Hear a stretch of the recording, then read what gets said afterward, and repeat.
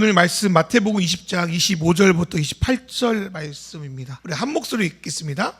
시작. 예수께서 제자들을 불러다가 이르시되 이방인의 집권자들이 그들을 임의로 주관하고 그 고관들이 그들에게 권세를 부리는 줄을 너희가 알거니와 너희 중에는 그렇지 않아야 하냐니 너희 중에 누구든지 크고자 하는 자는 너희를 섬기는 자가 되고 너희 중에 누구든지 으뜸이 되고자 하는 자는 너희의 종이 되어야 하리라. 인자가 온 것은 섬김을 받으려 함이 아니라 도리려 섬기려 하고 자기 목숨을 많은 사람의 대속물로 주려 함이니라. 아멘. 제가 지금도 그렇지만 그 역사 이야기를 어릴 때 참 좋아했습니다. 그래서 삼국지를 시작으로 초안지, 관심 없을 수 있는 당나라의 정관종요, 명나라, 청나라 이런 이야기들, 조선 유럽 역사들도 꽤 좋아했습니다. 그러다가 중학교 때 그 영웅문이라는 그 무협지에 딱 빠져가지고 그 옛날에 꺼리 책방 그런 책방들이 있었어요. 기억나요? 그 동네마다 이렇게 깨비 책방 이런 거. 그 세대가 아니야? 동네마다 책방들이 있었어요. 돈 주고 빌려주는 만화책이나. 만화방하고 조금 달랐던 것 같아. 만화방 앉아서 읽는, 지금은 좀 시간제지만 앉아서 읽는데 거기는 이제 책을 빌려가지고 돈 주고 대출 받고 그런 어떤 데였는데, 맞아. 비디오방 느낌으로 책방이 있었어요. 거기에서 대하 역사 소설이래. 그래가지고, 대하 역사 소설이구나라고 진짜로 그걸 봤는데, 알고 보니까 이제, 무협지였던 거죠. 그래서 무협지에 입문해가지고 또 이상하게 됐는데, 어쨌든 간에 역사를 참 좋아했는데, 감사하고 이상한데, 저희 아이가 요즘에 삼국지에 빠지셔가지고, 만화 삼국지를 보고, 또 책 삼국지도 보고, 역할놀이도 갑자기 하기도 하고 그렇습니다. 중국의 역사 가운데 춘추 전국 시대라고 있습니다. 만화 좋아하면 요즘에 킹덤이라는 그 일본 만화 있는데 그 만화가 이제 그 춘추 전국 시대 이야기를 다루고 있는데 그게 이제 설명을 하면 봉건 제국이었던 이제 주나라라는 나라가 이제 황제의 잘못으로 영향력을 상실하면서 중국이 이제 있었던 수십 개의 제후들이 각자 독자적인 나라를 세우고 저마다 부국, 강병, 천하 통일을 외쳤던 시기가 바로 춘추 전국 시대입니다. 그런데 역설적으로 중국 역사에서 가장 그때만큼 다양한 학문과 문학과 사상이 나타나고 발전된 적이 없었다고 합니다. 우리가 아는 대부분의 철학과 사상이 그 춘추 전국, 난세, 가장 어려운 시대에 등장한다고 이야기합니다.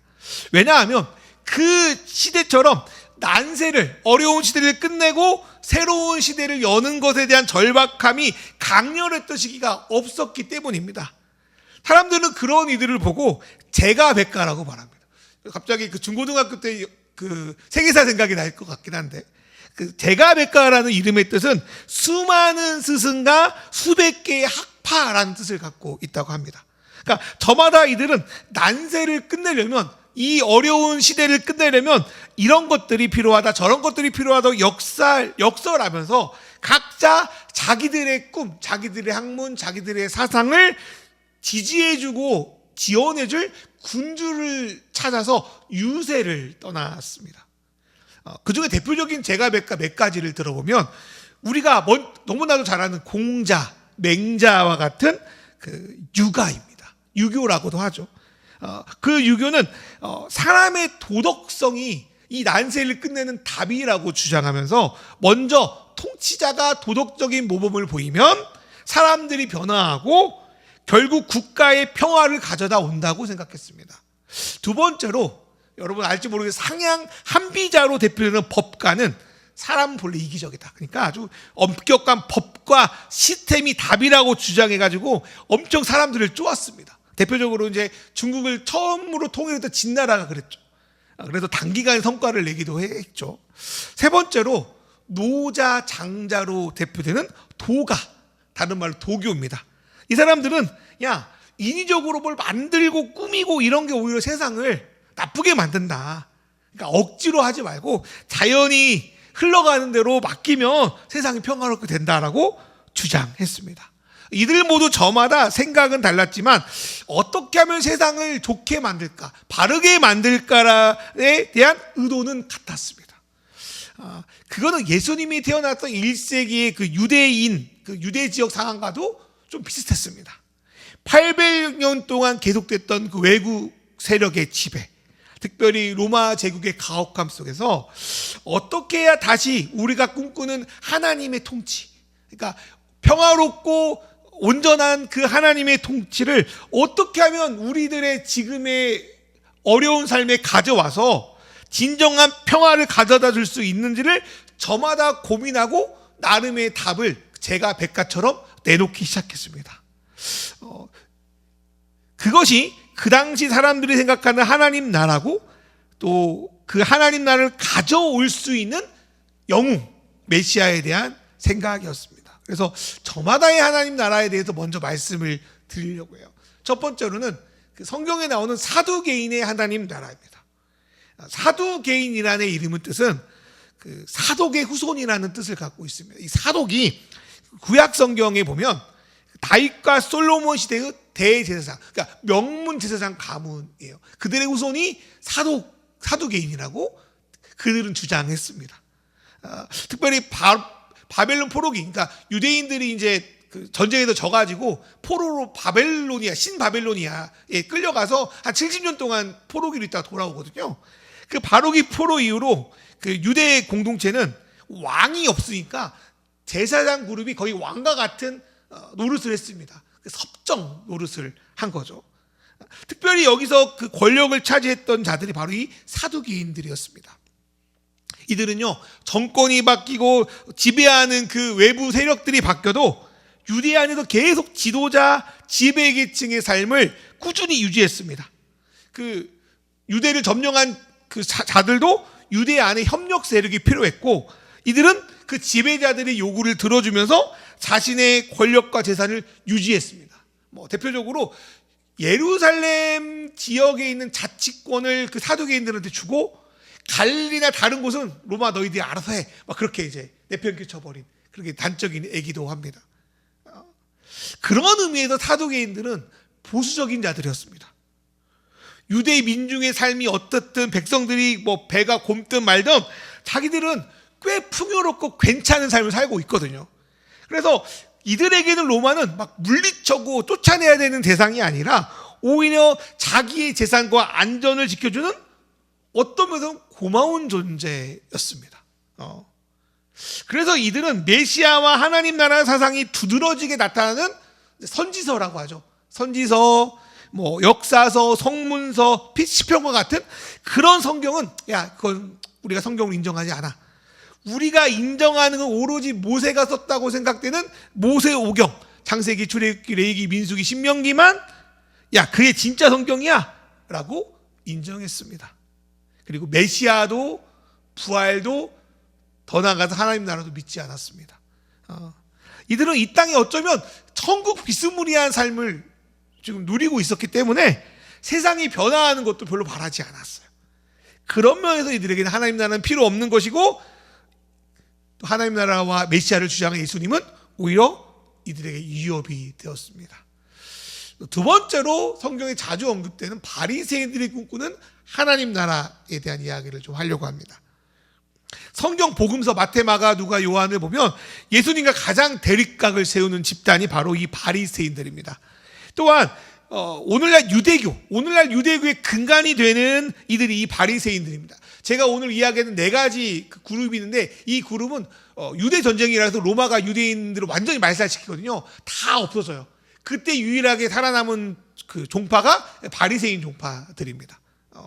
이들은 본래 하나님이 주신 율법을 기반으로 유대 사회를 혁신하고자 했던 종교 개혁 집단이었습니다. 조선 시대로 말하면 훈구와 반대되는 그 유학파들, 이런 사람들이었습니다. 정치적으로 보면 사두개인이 여당이라면 이들은 좀 야당의 스탠스를 가지고 있었습니다. 이들은 이 사회가 잘못되었고 좀 바뀌어야 된다고 믿었지만 그거는 폭력으로 달성할 수 없다고 생각했습니다. 실제로 로마의 군대가 너무 그 당시 최고조로 강력했기 때문에 유대의 반란군들은 결코 이들을 이길 수 없었거든요. 지금 우리나라가 아무리 무기가 많고 군대가 있어도 미국을 이길 수는 없잖아요. 그죠? 그런 것처럼 이들은 로마 절대 못 이긴다. 다른 방법을 찾자고 생각했던 사람들이었습니다. 이들은 사두개인들과 달리 선지서와 성문서와 같은 다른 성경도 하나님 주신 말씀으로 인정했고요. 또 하나님의 날이 오면, 메시아가 오면 억울하게 악에 의해 죽은 자들이 부활할 것도 믿었습니다.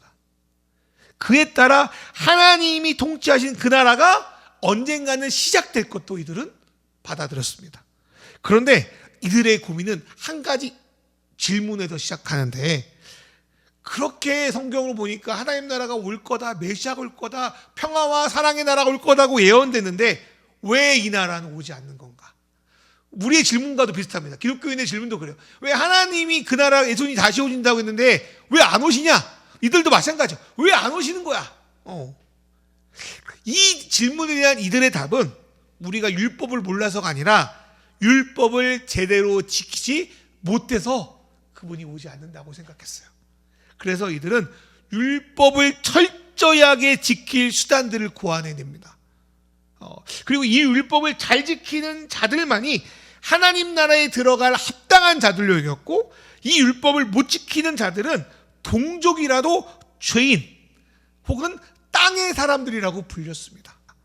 그래서 그 성경에 특별히 복음서에 나오는 죄인은 21세기 우리가 생각하는 그런 법을 어긴 그런 죄인이 아니라 율법을 못 지켜서 부정하게 된 자들을 의미합니다. 우리식으로 말하면 봉사 안 한 사람들, 주일 성수 안 한 사람들, 여러 가지 일들 때문에 헌금 잘 못한 사람들, 이런 사람들이 그 당시 땅의 사람들, 죄인이었던 거죠. 그런 가운데 예수님이 오셔가지고 자신들이 죄인이라고, 이 사람은 아브라함의 후손도 아니고 절대로 하나님 나라에 들어올 수 없는 그런 자들이라고 규정한, 인도식으로 말하면 불가촉 천민 이렇게 주장한 자들과 예수님이 계속 같이 어울려 먹고 파티 여시고 밥도 먹고 포도주도 마시고 그러니까 아주 질색팔색한 거죠. 이 사람들, 바리새인들은 열이 받는 거예요. 랍비라고 생각하고 기적도 일으키는데 자기들이 생각하는 방식의 하나님 나라와 전혀 다른 방식으로 예수님이 하고 계시는 거예요. 그러니까 바리새인들이 사두개인들보다 예수님을 더 싫어합니다. 공통점이 있는 사람들이 더 싫은 거 있잖아요. 약간 동족 혐오 같은 거 있잖아요. 그러니까 부활도 믿고 하나님 나라도 믿고 하는데 예수님이 하시는 방식이 자기들 생각과 전혀 다른 거예요. 예수님은 그 죄인들과 같이 식사하심으로 하나님 나라가 이런 거라고 알려주셨거든요. 세 번째로 에세네파, 또 세례 요한이 영향을 받았다고 생각되는 에세네파가 그랬던 하나님 나라입니다. 복음서에서 그 에세네파에 대한 상황은 나오지 않는데요. 그 당시 유대의 상황을 역사서로 기록한 요세푸스라는 사람은 이 에세네파가 1세기 유대교의 한 축을 담당했던 세력으로 기록하고 있습니다. 그리고 이 많은 학자들은 이 에세네파에서 세례 요한이 나왔을 거라고 추정합니다. 몇 가지 세례 요한과 에세네파의 유사점이 있는데, 세례 요한이 세례를 베푼 것처럼 이들은 자기들의 그 공동체 모임 안에서 세례와 비슷한 예식을 행했습니다. 나중에 한 1950년대에 쿰란이라는 지역에 유적들이 발견되고 거기 성경들이 많이 발견되거든요. 사본들이. 에세네파 사람들이 거기서 머물렀던 걸로 추적이 됩니다. 그곳에 정결의식에 사용했던 목욕탕 수식기가 발견됐다고 합니다. 두 번째로 세례 요한도 이들도 세상이 지금 악과 부패로 가득 찼다고 믿었습니다. 세 번째로 세례 요한의 이들 역시 더 이상 예루살렘 성전이 사람들을 정결하게 하지 못한다라고 믿었습니다. 그래서 그 당시에 요단강에 세례를 주는 것은 예루살렘의 성전을 정면으로 무시하고 반박하는 행위였던 겁니다. 물론 세례 요한과 에세네파의 차이점도 있었습니다. 에세네파는 이런 거예요. 야, 우리 예루살렘 더럽고 유대 더러우니까 우리는 산속에 들어가서 우리끼리 정결을 잘 지키자. 그게 에세네파의 생각이었는데, 세례 요한은 반대로 아니다. 모든 백성들이 회개하고 정결하게 되면 구원을 받아 하나님 나라의 백성이 된다고 주장했습니다. 그 세례 요한과 에세네파의 차이고, 아마 에세네파에서 세례 요한이 그들을 반박하고 나왔던 이유가 아닐까 싶습니다. 근데 반면에 예수님은요, 정결례, 나를 깨끗이 씻고 뭔가 좀 바르게 좀 더 노력하고 그런 것들이 사람을 깨끗하게 할 수 없고, 하나님 나라 백성도 그런 것들이 만들 수 없다고 주장하셨습니다. 그래서 예수님과 세례 요한은 비슷한 거를 공유하는 것 같으면서도 다른 면들이 있습니다. 세례 요한이 꿈꾸던 하나님 나라는 백성들이 회개하고 다시 온전하고 정결한 삶을 돌아가면 되는데, 예수님은 하나님 나라를 먼저 이야기하셨습니다. 네 번째로 열심당의 하나님 나라인데요, 성경에서 열심당원이라는 자들이 등장합니다. 누가복음 6장 15절 말씀을 보면 마태와 도마와 알페의 아들 야고보와 열심당원이라고도 하는 시몬과, 그래서 제자 시몬이 열심당원이었음을 알 수 있습니다. 그리고 예수님을 배신한 가룟 유다가 열심당원이라는 주장도 있습니다. 왜냐하면 그 가롯이라는 단어를 어떻게 해석하냐에 따라 조금 다른데, 가롯을 유대 지명 중 하나인 케리옷으로 볼 거냐, 아니면 가롯을 단검을 품은 자라는 뜻을 가진 시카라이라고 보느냐에 따라 달라집니다. 단검을 품은 자들은 있잖아요. 군대에서도 해병대, 특수부대 그런 것처럼 열심당원에서도 어떤 뭐라고 할까요? 아주 극도로 이렇게 뭐라고 표현할까? 극도로 과격한 집단에 속한 자들을 단검을 품은 자라고 불렀다고 합니다. 잘 모르겠어요. 근데 이 열심당원들은요, 로마를 무력으로 해서 이길 수 있다고 믿었던 자들입니다. 우리 독립군들 보면 아나키스트들이 이런 자들이었던 거죠.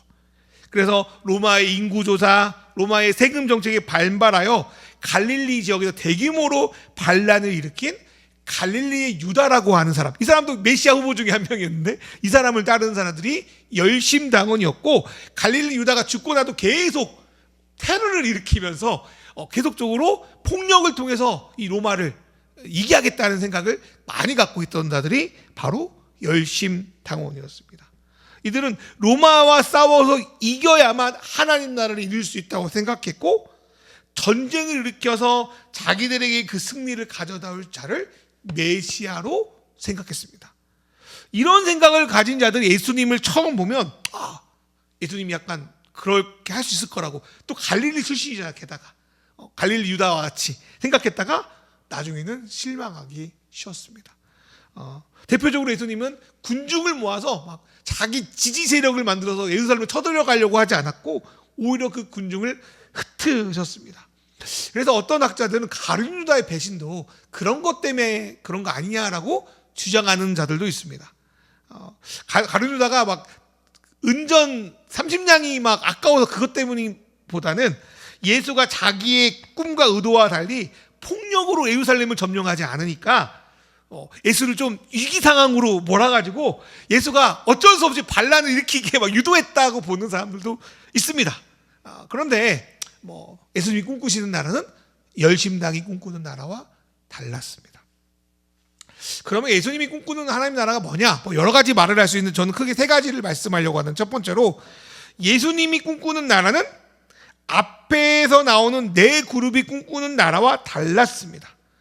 예수님은 사두개인처럼 현실에 안주하며 살아가는 분도 아니셨고, 바리새인처럼 사람들에게 철저하게 뭘 해라 뭘 지켜라 라고 율법을 강요하시는 분도 아니고, 죄인이라고 해서 하나님 나라 일원이 될 수 없다고 터부시했던 분도 아니었습니다.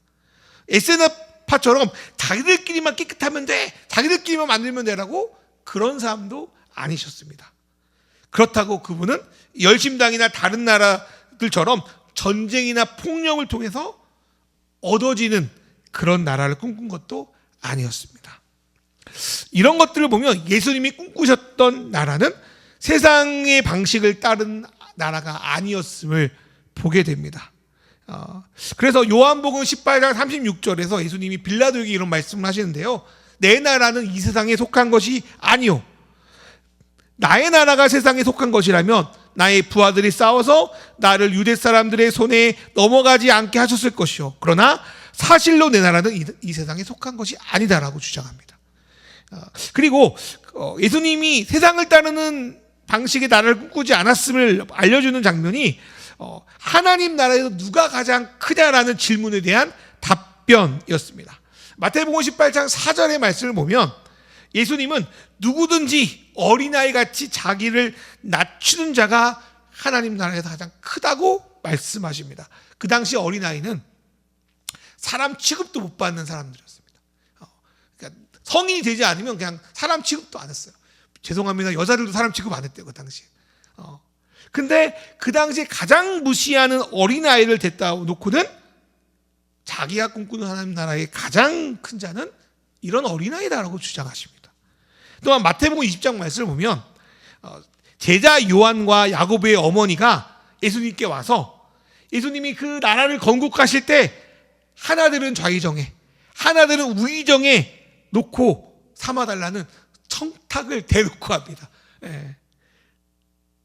이것만 봐도 예수를 따른 제자들도 예수님이 세상의 방식으로 새로운 나라를 세울 것을 기대했던 거죠. 그런데 예수님은 그 답변에 뭐라고 말씀하시냐면 자기가 꿈꾸는 나라에 가장 위대하게 되는 자는 위에서 권세를 부리며 갑질하는 자들이 아니라 오히려 너희를 밑에서 섬기는 자들이며 너희 중에 최고로 인정받는 자들은 오히려 너희의 종이 되는 사람이라고 완전히 운동장을 거꾸로 돌려버립니다. 이것이 예수님이 꿈꾸시는 나라, 그 나라를 위해서 있는 교회가 어떤 모습이 되어야 되는지 우리에게 강력하게 보여주는 메시지입니다. 요즘 뉴스를 보면 온 세상이 각자 자기의 권력을 자랑하고 힘으로 좀 힘없는 나라, 이익이 안 되는 나라 누르는 모습을 많이 봅니다. 그러한 일은 우리가 살아가는 사회, 직장도 마찬가지겠죠.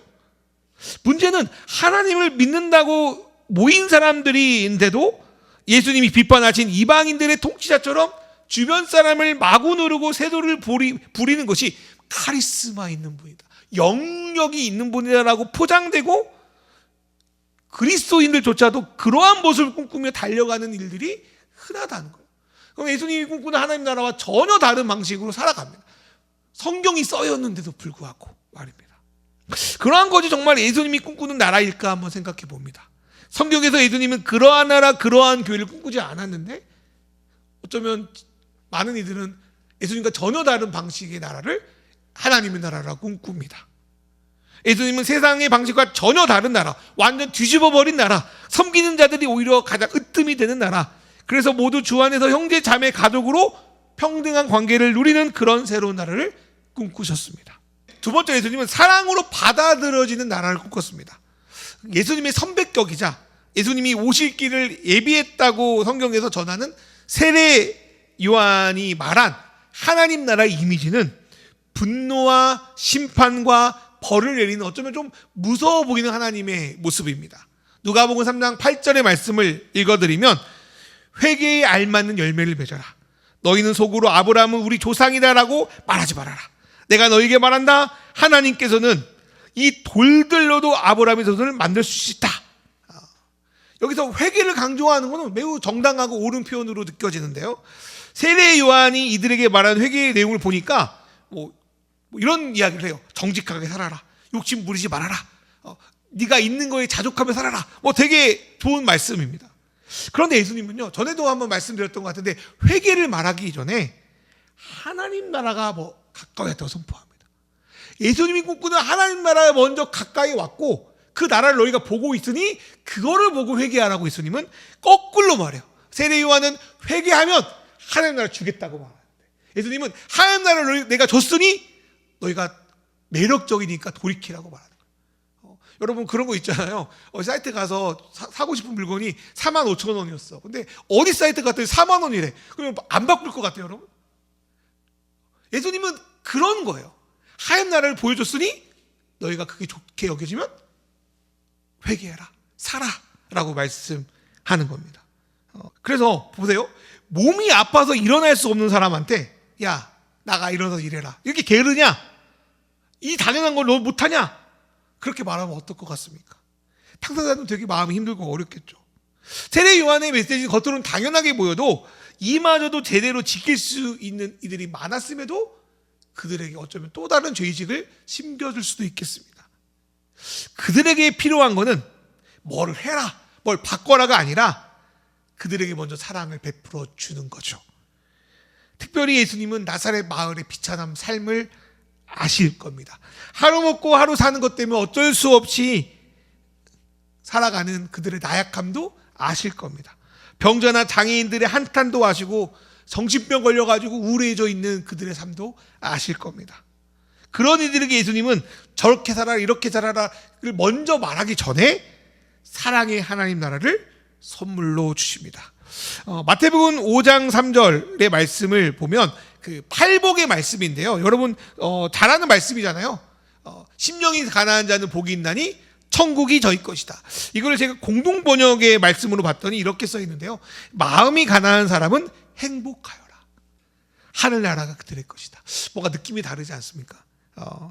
보통 팔복은 심령이 가난한 자는 복이 있다 이렇게 번역되어 있어요. 근데 우리가 보통 복이라고 하면 뭐 어떻게 생각하는지 모르겠어요.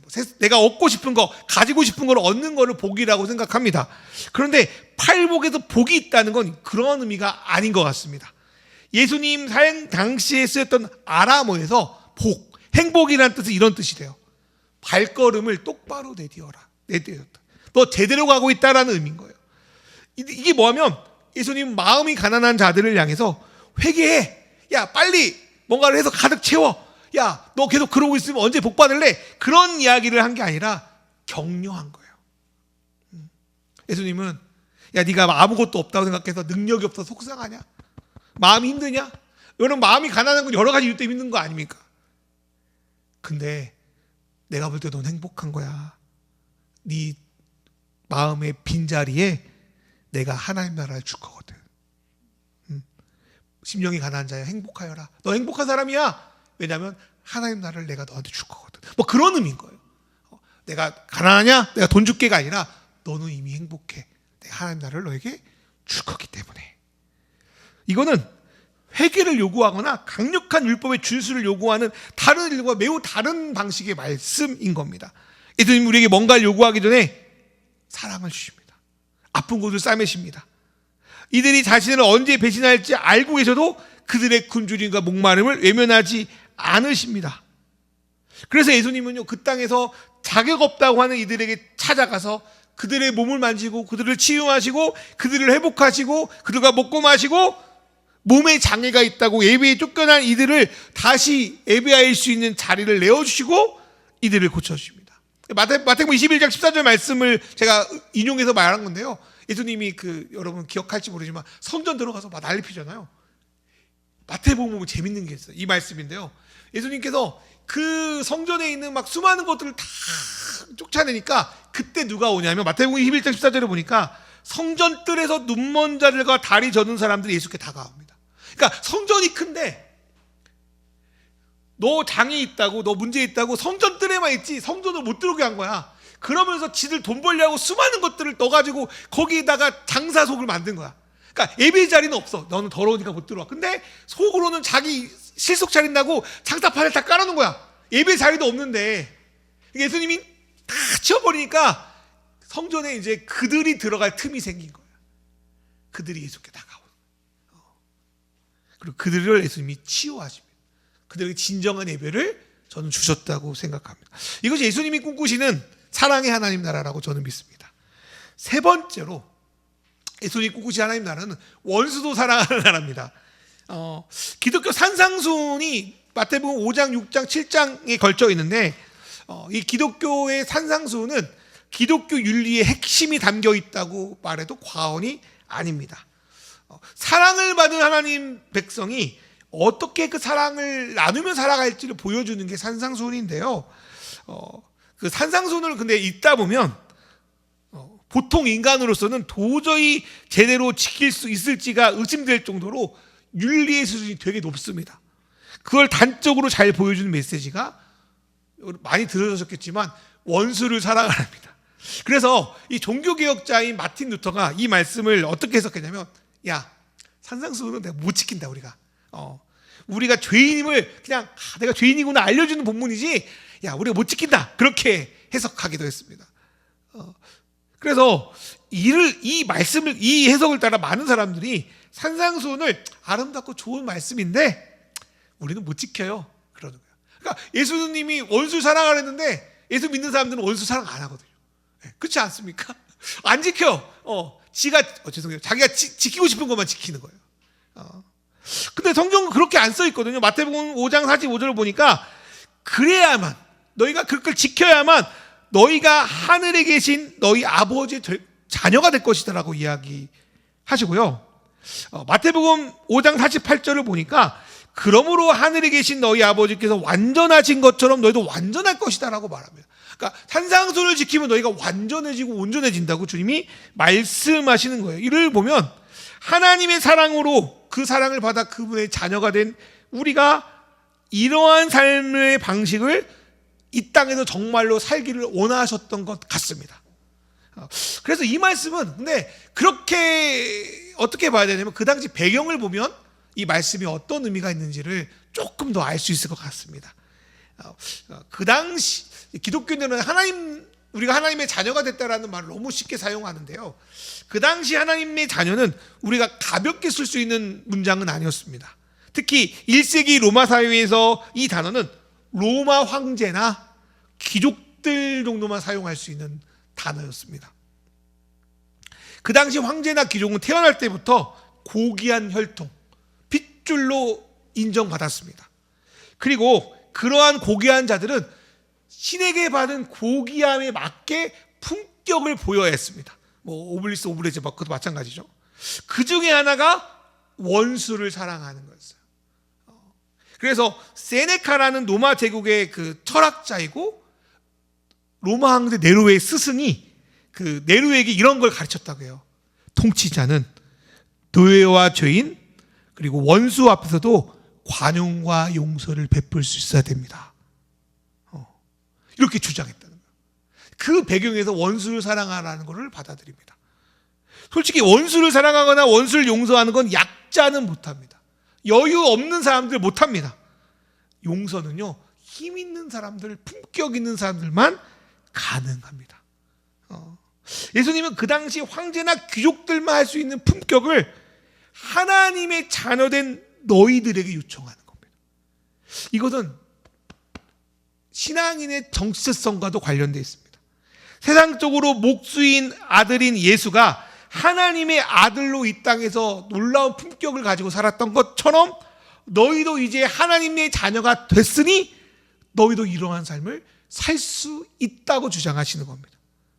예수님이 이렇게 신의 자녀로 살 수 있는 것은 어떤 자격이나 능력이나 권세나 물질이 아니라 세상보다 높으신 하나님을 아버지로 받아들일 때, 다른 말로 그분을 정말 받아들일 때 내가 정말 공주구나, 내가 정말 왕자구나를 받아들일 때 가능하다고 우리에게 말씀하십니다. 내 정체성을 어디로 두느냐의 문제라고 저는 믿습니다.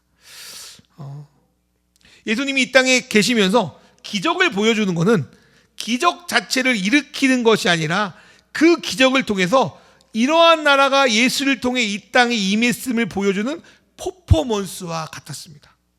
그리고 예수님은 이 기적을 통해 사람들이 앞서 제가 설명한 세 가지 그 하나님 나라를 진심으로 믿고 받아들이기를 바라셨습니다.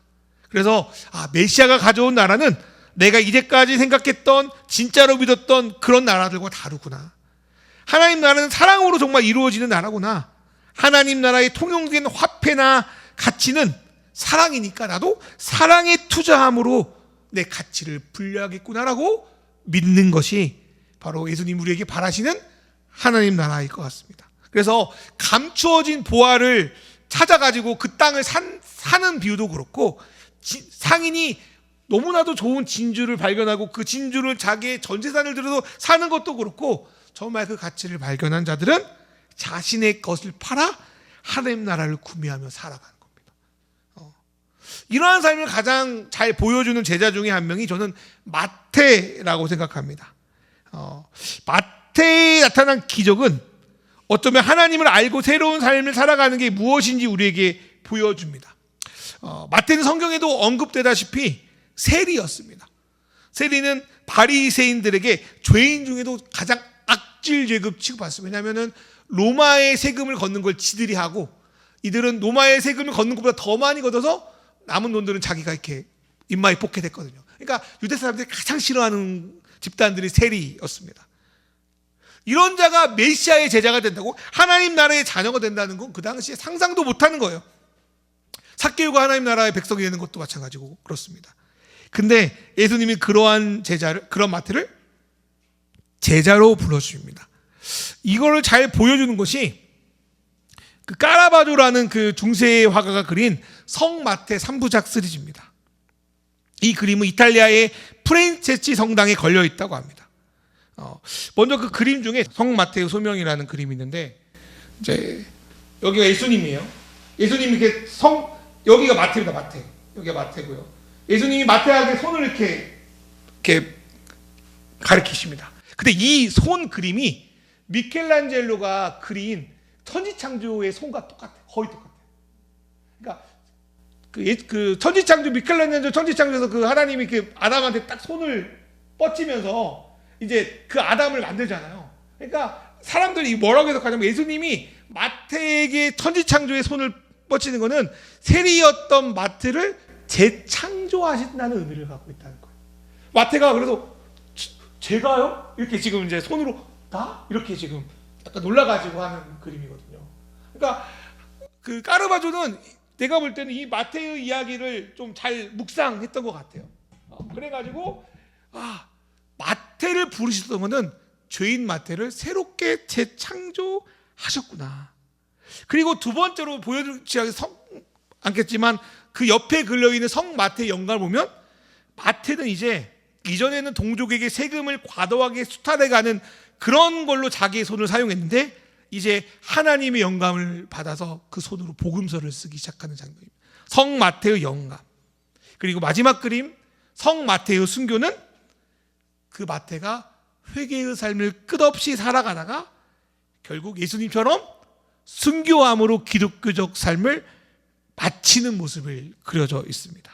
그래서 소명, 사명, 순교라는 테마를 가진 세 그림이 그 성당에 걸려 있는데, 이 세 그림은 예수를 통해 하나님의 사랑을 받아들이고 새롭게 창조되어서 변화하여 인생 전체를 어쩌면 회개의 삶, 순교의 삶으로 살아갔던 마태의 모습을 잘 그려놨다고 생각됩니다. 이 기적이 어쩌면 병든 자가 낫고 죽은 자가 살아나는 그런 기적보다 어쩌면 그 인생에 걸쳐서 하나님께서 그 마태를 치유해 가시는 그런 장면이 아닐까라는 생각이 듭니다.